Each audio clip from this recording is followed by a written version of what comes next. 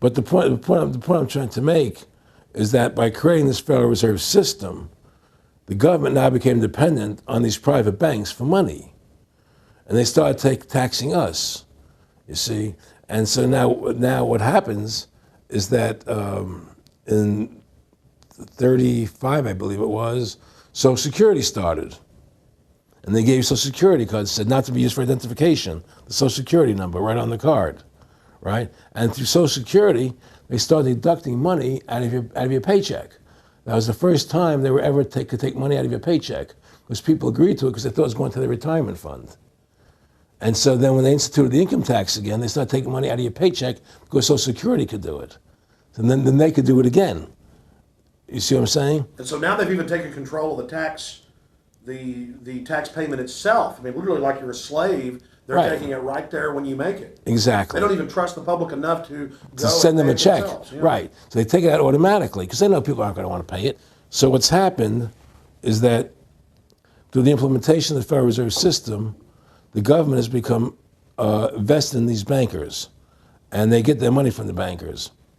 And so then they impose a tax on us, which makes us more slaves, makes it more difficult for us to survive, right? Giving them more profits. And now what's happened is that through the Federal Reserve System, the bankers have pretty much taken control of our government. It doesn't matter Republican and Democrat anymore, because they're both the same. Neither one of them are talking about shutting down the Federal Reserve System or stopping the payment of taxes, or any of the big issues that face Americans, right? So I had a friend, Nick Rockefeller, okay, who was one of the Rockefeller family, and he, when I was running for governor in Nevada, he came to me, introduced himself to me through an attorney, and we became friends. We started talking about things, and I learned an awful lot from Mr. Rockefeller. And one of the things that we used to talk about was the ultimate plan of the banking industry, what they wanted to accomplish. And the goals of the banking industry, not just the Federal Reserve System, but the private banks in Germany and England, all over Italy, all over the world, they all work together.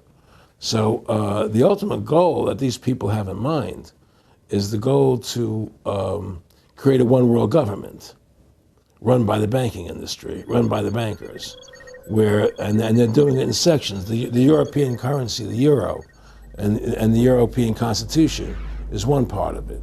Now they're trying to do it in America with the North American Union, right? And they want to create a new currency called the Amero, right?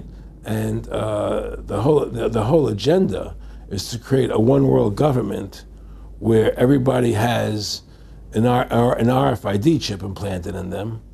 All money is to be in those chips, right? There'll be no more cash. And this is given me straight from Rockefeller himself. This is what they want to accomplish. And all money will be in your chips. And so instead of having cash, anytime you have money in your chip, they can take out whatever they want to take out whenever they want to.